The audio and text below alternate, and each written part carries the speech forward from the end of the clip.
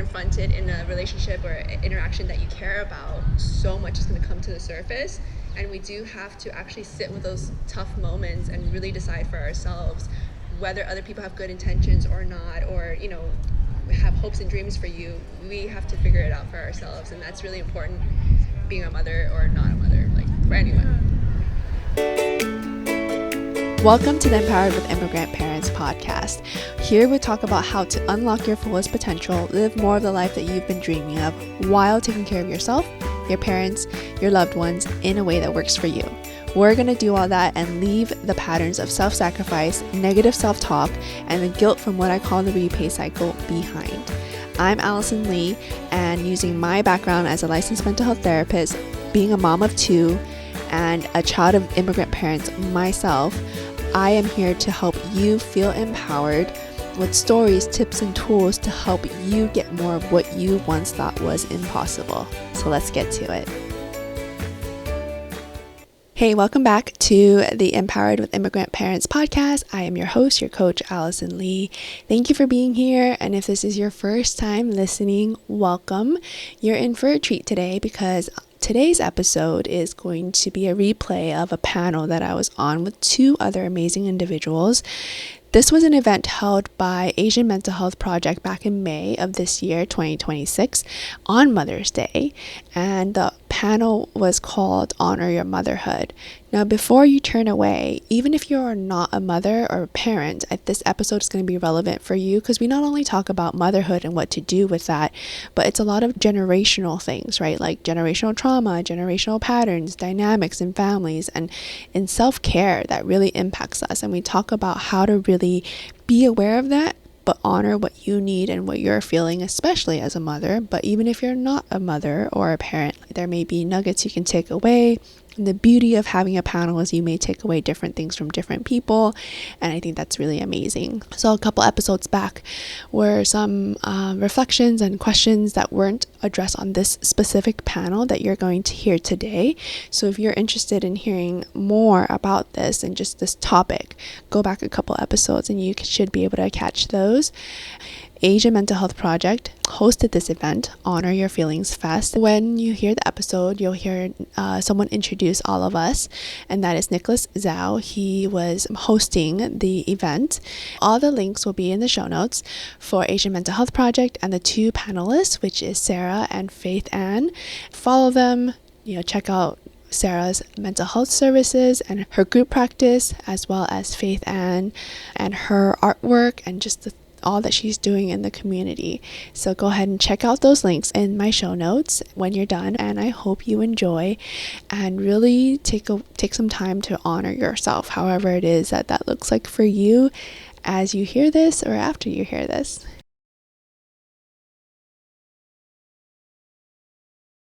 Well, I'd love to introduce our next panel for the day. This next panel is called Honor Your Motherhood. It's going to be a discussion between generations of mothers. So if you guys could help me out and bring out our incredible panelists. We have Sara Stanizai, Faith Ann Young, and Allison Ly.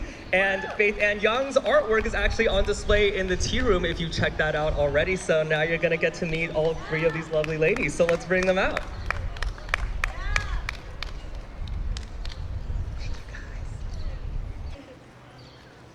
Hi everybody, welcome.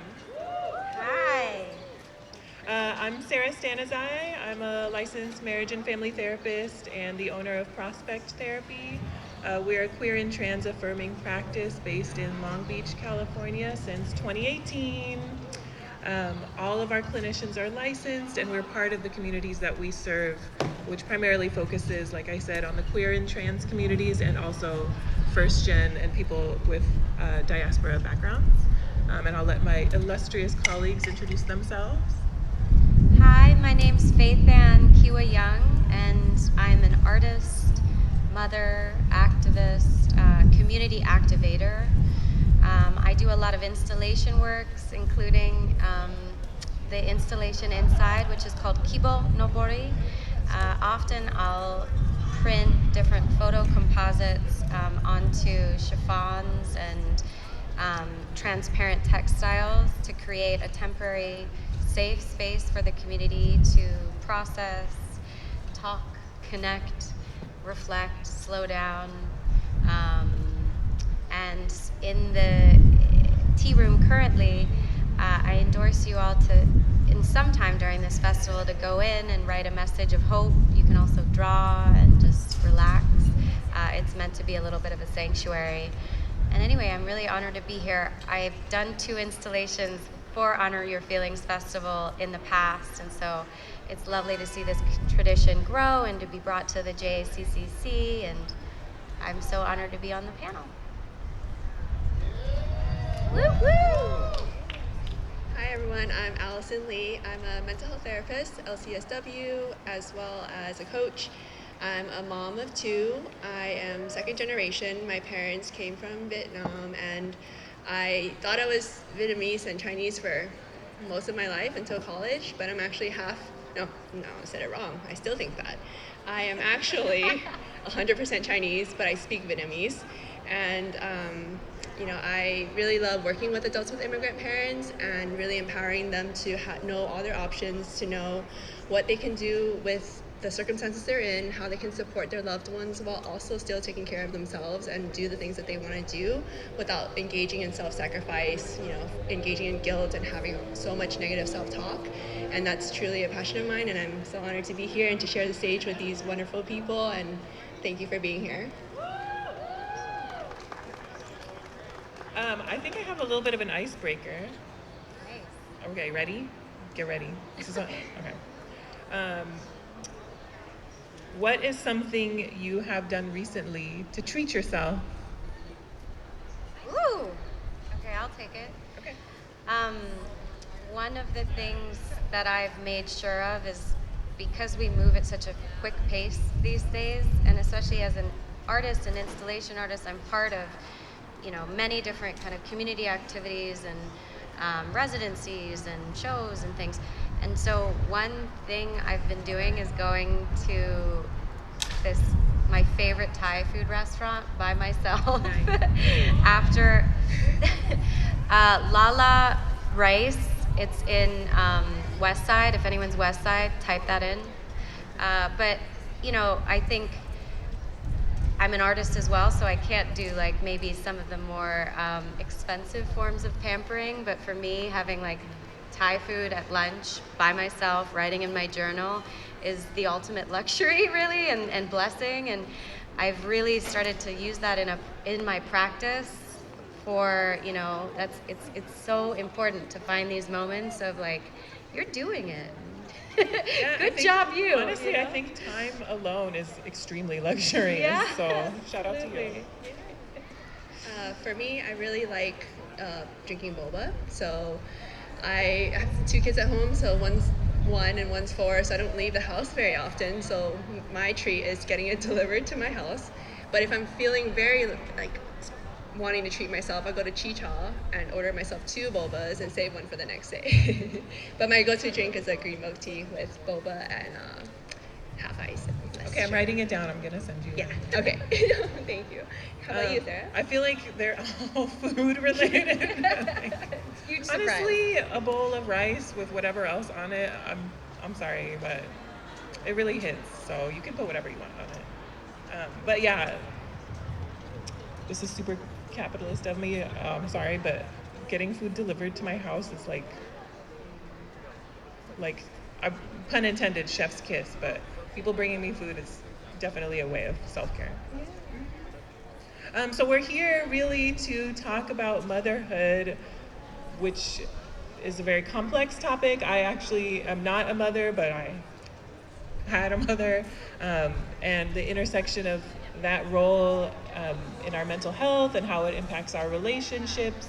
It can be a very simple topic, but actually something like this, I think, really impacts different parts of our lives. So I just want to kind of set the context for that. And we have all different types of people up here who have different experiences. So hopefully something resonates with you, and also you can leave here with at least one new perspective.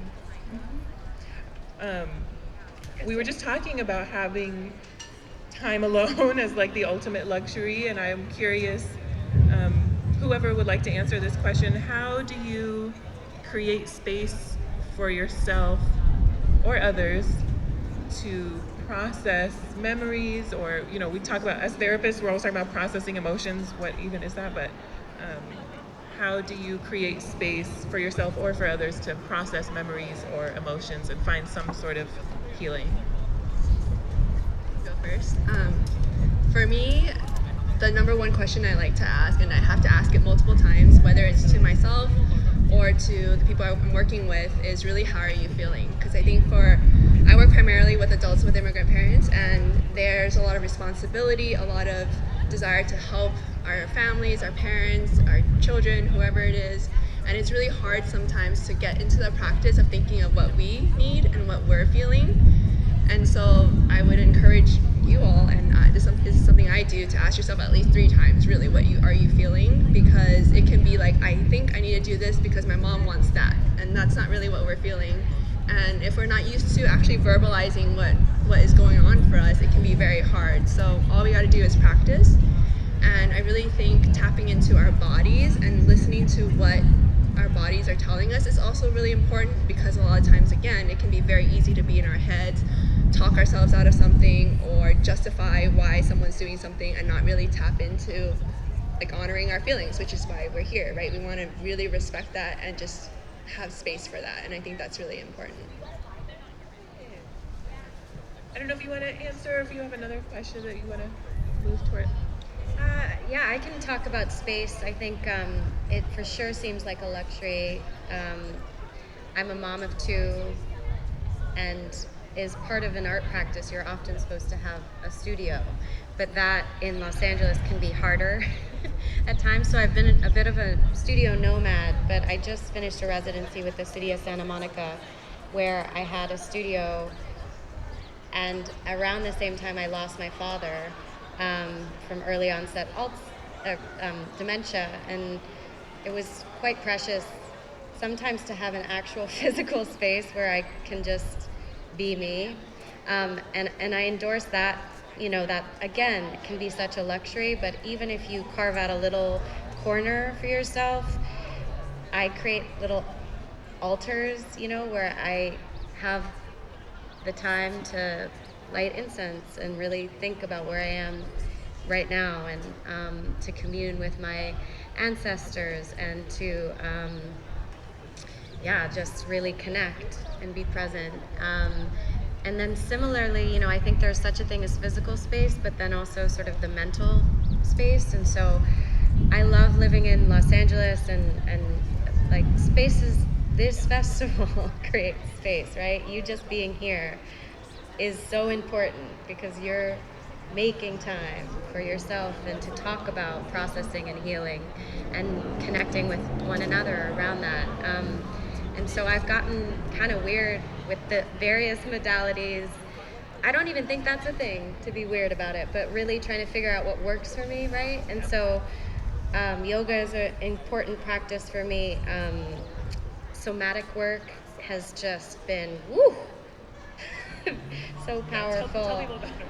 Yeah, breath work, and like literally I do a somatic yoga where we jump up and down and release. Because right, when you think about what gets locked in our body and physical structure, when we're not able to process, it's a really powerful thing. We're gonna have to do something we don't usually do. So sometimes a lot of those somatic practices, or people will feel awkward or uncomfortable, but I think that's part of the point, is we're shaking up what we usually do to get in touch with things that we don't usually get in touch with. So I really appreciate you sharing that. Thank you. And I agree, I love breath work. It's really challenging, but it really gets stuff moving in your body, and really like gets you to actually listen to things that you're feeling and thinking. So Sarah, I have a question for you. I'm ready. How do you see motherhood being reflected in your work as a therapist? Oh my gosh, I love this question. I was just thinking about this. You know, as a therapist, I'm a lot of people's therapy mom, kind of. There is some nurturing and care that sometimes people are experiencing that maybe they haven't in a long time or ever.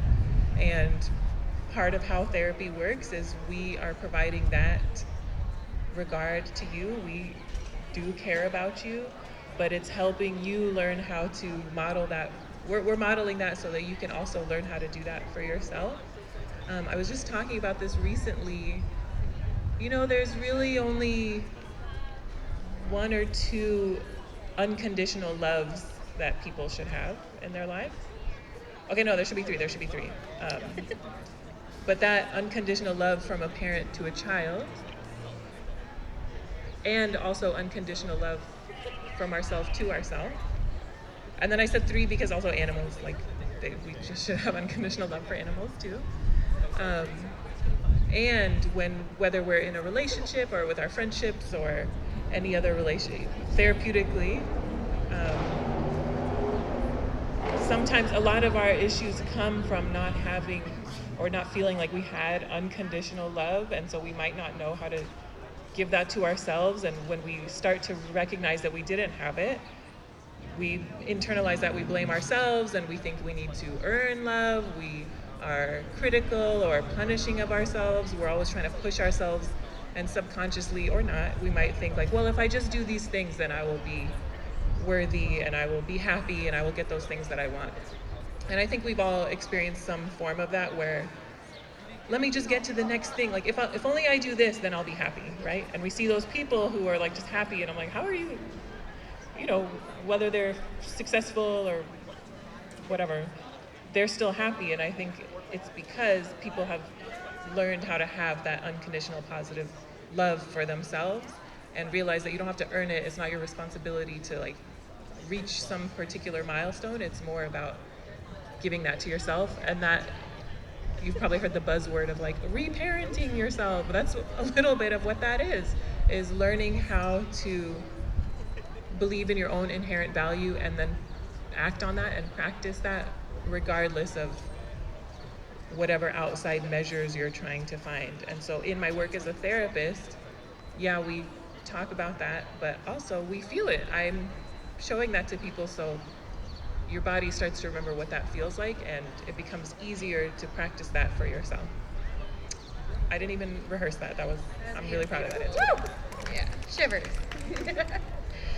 So I have a question for the two of you. For those who aren't mothers or are just beginning to think about it, what is something you wish you had understood earlier about generational patterns or inherited dynamics? Oh my gosh. I mean, it is nothing like a life milestone, whether it is becoming a parent or something else, to make you realize there's a lot of stuff that you care about that you didn't think you cared about. And other people care about. Like, suddenly it's really important to you, like, to name this person after this person. I mean, and they can be good things, but sometimes people are very surprised by how much stuff comes up for them. I'm sorry, I forgot the question. I got it. So I was raised predominantly by my mother, who was born in Yokohama, Japan, and came to the U.S. For college. And, her mom grew up just barely surviving World War II, and they lost they all lost their oldest daughter at an early age. And so basically there was just so much trauma built up. And according to my mother, at least, you're not allowed to talk about that. And you're definitely not allowed to access it, and you have to save face, and you gotta keep it together. And so I've been thinking so much about how, gosh, I had to process that and how many layers of depth within it, like even just me being an artist my mother graduated from USC with an art degree. The first thing she told me, I feel like, as soon as I was born, was like, you cannot do art. Like, you need a job, and you gotta join the ladder of this American dream. And I mean, I'm sure some of you relate to that, or a lot of you relate to that, or it comes out in so many different ways, but trauma runs deep in America and throughout our world. I mean, we see how that's, driving so much right now. And, and so anyway, I just had to go through my own path of like taking off those wraps and really, whether it's, I think that sometimes you say it's like fighting back, but for me, it wasn't like so combative. Like really so much of the healing was like understanding that was what she had to do to survive, and that's what my grandmother had to do to survive, and and now this is what I have to do to survive. Yeah. Thank you for sharing that. And I hear that it wasn't so much a fight, it was actually a putting stuff down, actually not fighting. I really appreciate your vulnerability there, because I think we assume so many responsibilities, and we inherit all of these things and expectations and hopes and dreams, and sometimes the most meaningful thing is putting those down, and it actually stops being a fight. So well, thank you. And then like, how do you show up as a mom to this next generation? Has just been that's where you really have to be present with like what you want to take with you, right? And then what you want to let go of. And I think that I'm sure you resonate a lot with that in your work as well as your role as a mother. Yeah, and to like go off of what you were saying too, I think a lot of times our parents, and as humans, we want the best for the next generation. So your parents might have told you not to do this because that's what she thought was good for you, but it's going to be up to you to decide what is good for you, right? And for everyone. And motherhood really fast tracks the growth and the challenging experiences that you get in any relationship, actually, because anytime you're confronted in a relationship or interaction that you care about, so much is going to come to the surface, and we do have to actually sit with those tough moments and really decide for ourselves whether other people have good intentions or not, or have hopes and dreams for you. We have to figure it out for ourselves, and that's really important, being a mother or not a mother, like for anyone. It's making me reflect on, we're always like, oh, it's their first time living too. So cute. And don't forget that all the generations are also evolving and growing, and how healing it can be and how much closer it can bring you if your elder generations see you start to do things that reach in your own way the things that they wanted for you, and maybe we can even model that for them to be like, I actually learned a lot from you too. They may not come out and say it so obliquely, but it is a back and forth.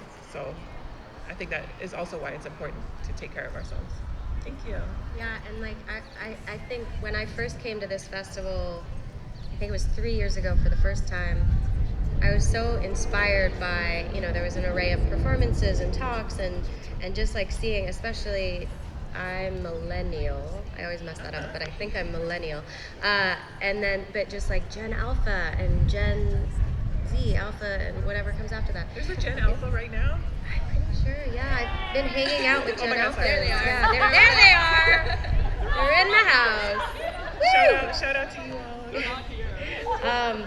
No, and what amazed me is like the bravery and honesty and like the I don't give a fuckness about younger generations of Asian immigrants, where I didn't, at least within, and again it just depends on who you saw around you, but I didn't see a lot of that. I saw a lot of conformity, or like trying to really like fit in or be a certain way, and maybe not take up as much space, and just a lot. Yes. And so I just have so much hope for the future, seeing not just my own generation, but the generations and generations, and then the kids that we're raising. And it's just fire, power. We're doing it. Yeah, I must be. I think I am in the like auntie generation, because it is much cooler now. We all do the like Lunchable story and like, oh my gosh, I was trying to assimilate and fit in. My family is from Afghanistan, and I was born and raised in LA, and it went from nobody's heard of that, like nobody knew anything at all, and overnight everybody had heard of Afghanistan, and it was not cool at all. I mean, now it is, and I'm really proud of it, but what I'm saying now is I'm seeing, I guess Gen Alpha is doing it. I'm a little bit shell-shocked by that, but it is. I'm so happy that it is so much cooler to embrace our culture and our identities, our genders, our sexualities. All of that stuff is much more. There's much more language for it now, and I think that's kind of what you mean by we're raising the next generation to have what we didn't have. So thank you. forgot. I have questions. Hold on. There's a lot of good Ooh, questions I got a good Okay. one, Allison.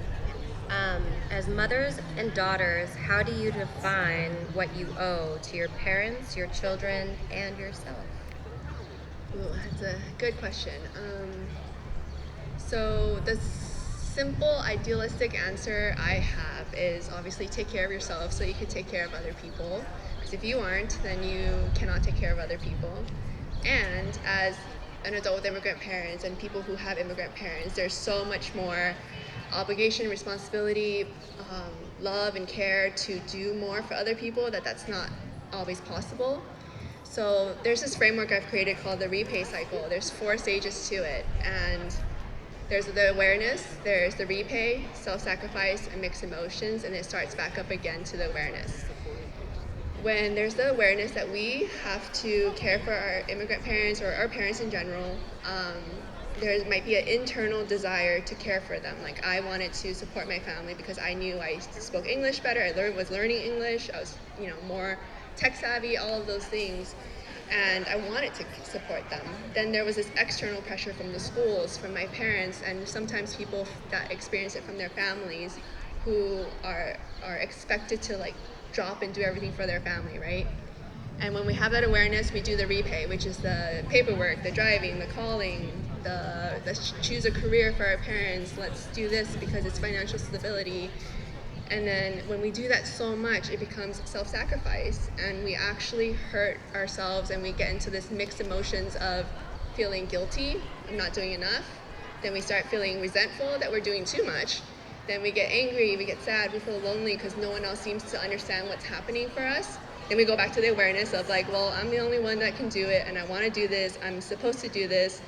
Then it just repeats, right? So what we actually owe to ourselves, to me, for our parents, for our children, for ourselves, is to be very intentional. Know that we're in that pattern, but choose when we can let go, choose when we can actually step back a little bit, and know that our parents and every person that we're taking care of also has their own self-agency to decide for themselves. We can support them, but we don't always have to do everything for everyone. And the key to that is to pause and just really ask sometimes, like, what do you need from me? How can I help you? Instead of just going on autopilot in that repay cycle that burns ourselves out. Because what I see in my work with my clients is actually the more that we just are in that autopilot, we end up burning out, and then we cut ties. We think cutting ties and cutting people out that we love and care about so much is the only way to like feel better, and that's not the answer. Because the reason you're in this place in the first place is because you care about them so much. So there's another way to be super intentional. It's not going to be easy. It may be baby steps. It may be very small at times, but it's so important to just have that intentionality and break that cycle. Oh my gosh, I feel like we're talking. What is that secret third thing, though? I'll talk to you after about it. Yeah. I need to know. What third thing? The secret, what do we do instead? Because I need to write that down, but I'll talk to you after. Anyone else want to answer that? I mean, I feel like you nailed it. Yeah. I mean, what was the question? Oh, sorry, that was my cue. As mothers and daughters, how do you define what you owe to your parents, your children, and yourself? Oh my gosh. I mean, I lost my mom in 2013, and I think about her all the time, especially today. Especially because she was taking me to Free Palestine protests when I was 12 years old, and I actually wanted to go to the mall with my friends, but she took me to that federal building on Wilshire, and I was like, okay. So, shout out to Jahan, thank you. But when I do think of her, I kind of think like, what would she want for me? And I was reflecting on this recently because this is like not fully formed. I'm not putting it on Instagram yet. I haven't like fully thought it out, but I do think that there are experiences with parents, but also with all of our relationships. Does that person want better for me than what they had, or not? And there's many reasons why they might not be able to do that. And to kind of just think about which camp you fall into with your relationships, like, do I want better for this person than I want for myself? is it to my own expense? Am I overdoing it? Or am I able to also, I told you it's not fully formed yet, but can I also take care of myself first? And maybe that's some sort of rubric for how I can figure out, like, what do I owe someone? Is me taking care of myself in our best interest? Is it actually helping me show up better for them? Right, we're getting that. Okay. Thank you. Yeah, take care of yourself first and check in. Yeah. Yeah. Sounds great. I have a question. So, what does healing and self-care actually look like in your daily life? Not just conceptually, but practically. Well, you know how I mentioned like unconditional love for animals? That's like the most parenting I'm ever gonna do. I don't have kids, but I am a cat mom. Shout out Joey and Kevin. But practically, this is a cute little, you remember that trend of like, how do I add more whimsy to my life? This is like a practical thing where I actually am like reparenting little baby Sarah by how I'm caring for them. And I catch myself like, I'll be working and I'll be busy, and then like they want to come get on my keyboard, and I make it a habit. Like, it's a signal to myself, like, hey, I'm gonna put this down and I'm gonna hang out with you for like 5 seconds. And usually then they're not interested or whatever. But it's teaching me, hey, I'm not too busy for you. Oh, I'm not too busy for myself. Or I'm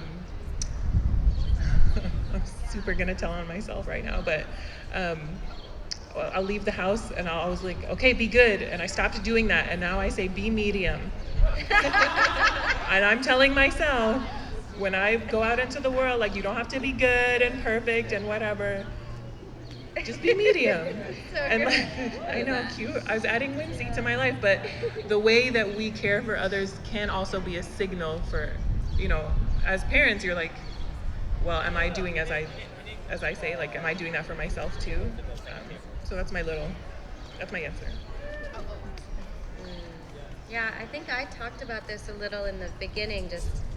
It's taken me a long time to figure out like what works for me, and I've just, in order to find that, been so open to all types of healing. I did an adult summer camp where you had to walk like 2 stories up on a rope just to see if you could do it. So like physically exertive.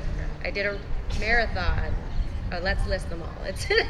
No, I have done psychedelic therapy. I've done talk therapy. I've done parts work. Parts work was wild and beautiful. Oh, yeah. And I just keep, making time. And once I find a modality that works, I then kind of dive deeper into that and integrate that as a practice. So like somatic yoga has been life-changing for me. Every Friday I make time, even though I do not have it, to show up to a 1-hour class. And I'm pretty as religious as I can be about it. I actually brought my friend's book, Jen Choi, because she wrote about, it's called Enough to Rise, and she's kind of similar to me where she tried so many things. I highly recommend the book. It's called A Journey of Reclaiming Self-Worth and Breaking the Cycle of Generational Trauma.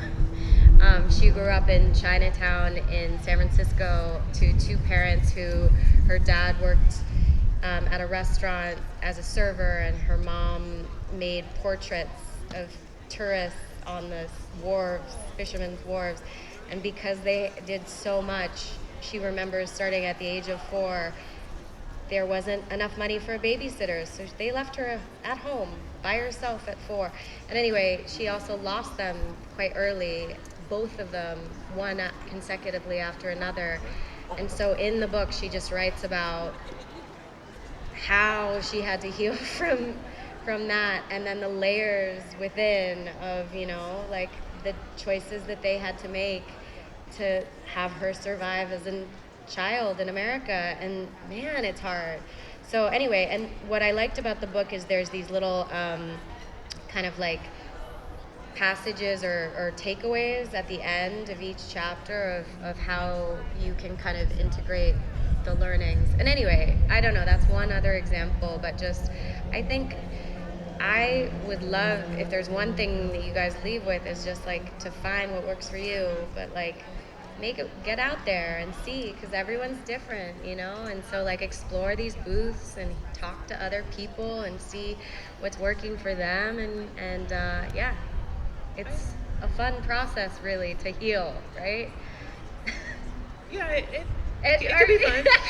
Yeah, It's fun it's after, and then more fun difficult. after. Yeah. But I'm glad you're saying that. It makes me think of we have, we all have these families with all of this experience, and we often use that as like the reason why we have to push ourselves so hard. And we can have empathy and understanding and context for what they went through, but we also tend to do the second step, which, just question for yourself if you still need to do that step, which is because of all of that, now I have a responsibility because of it.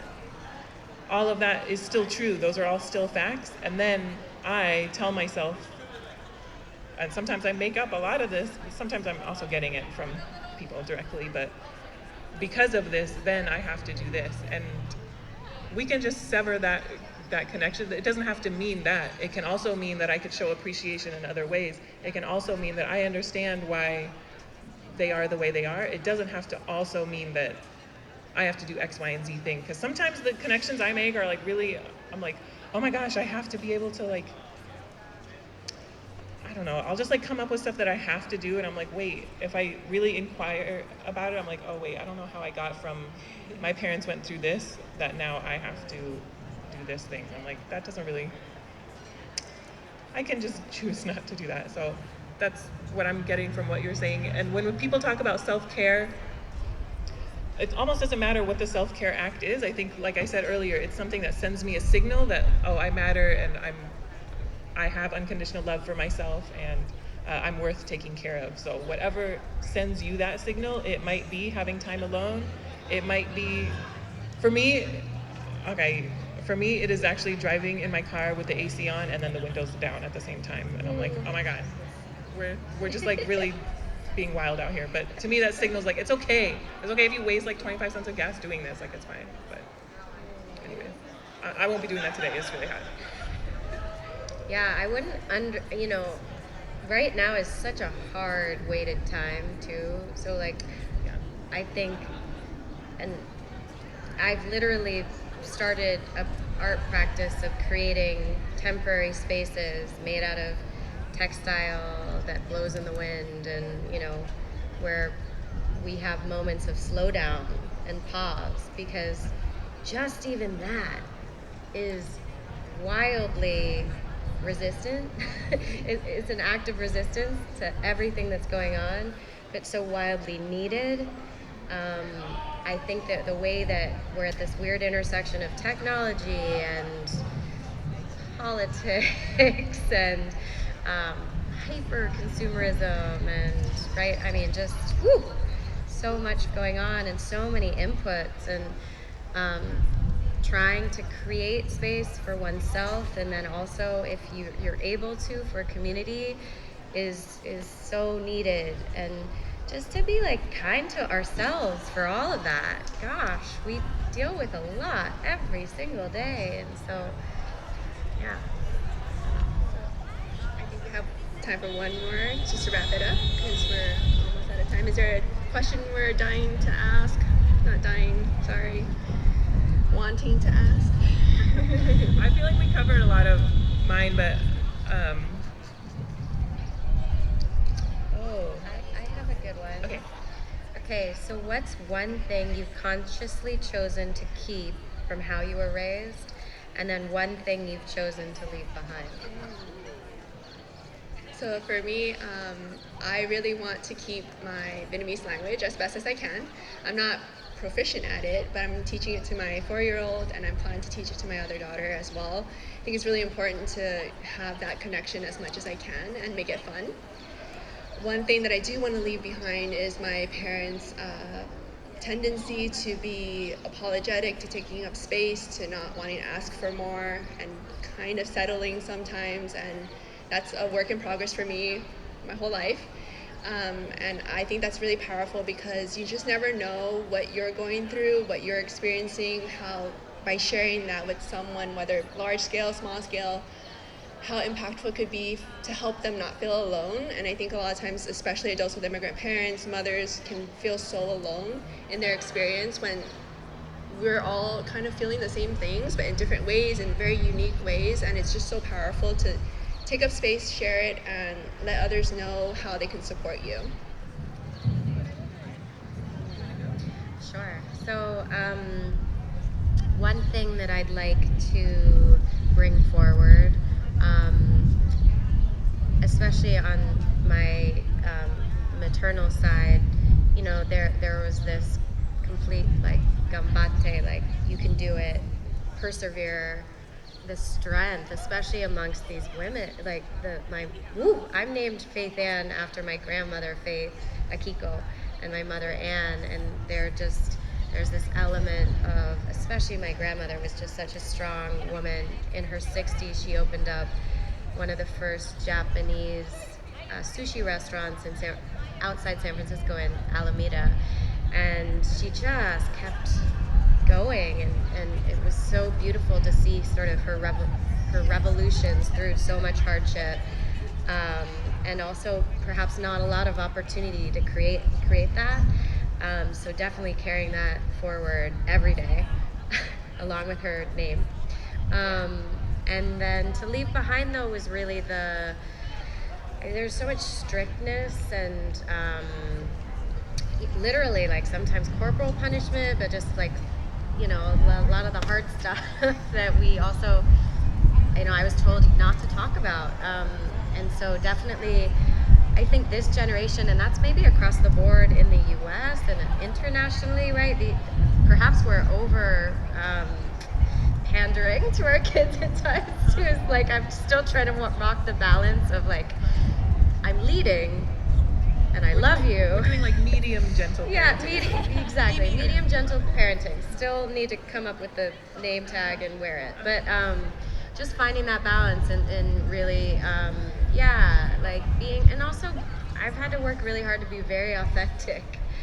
And just that is something that I think was perhaps not an option in generations before. And so, yeah. That's a great answer. And I appreciate both of you because it has given me time to think of my answer as well. What I'm keeping with me is Afghans are obviously, ever say it with me now? I'm just kidding, nobody knows that.